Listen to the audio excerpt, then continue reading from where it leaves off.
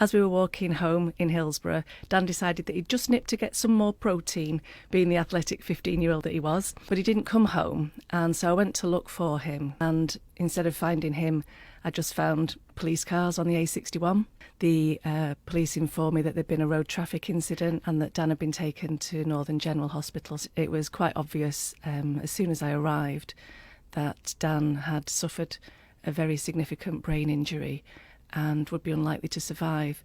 The reason that you're here, though, is to talk about a positive thing that has come out of something so unspeakable, organ donation. Tell us a bit about his story with that. Dan and I had conversations as he was growing up about organ donation because I'd got a friend who needed a kidney transplant, and Dan was very much of the opinion that, if he didn't need it, somebody else could have it. So I knew the first thing I needed to do was to make sure that I enacted his wish to make sure that he was an organ donor. Was there any part of you that felt a bit funny about doing that? Because we'd had the conversation, it took away a difficult decision at a time when you really don't want to be making difficult decisions. In the darkest spots, I know that there are people going about their ordinary lives, and they can do that because Dan's in them and leading those ordinary lives with them. So that really helps me to get through.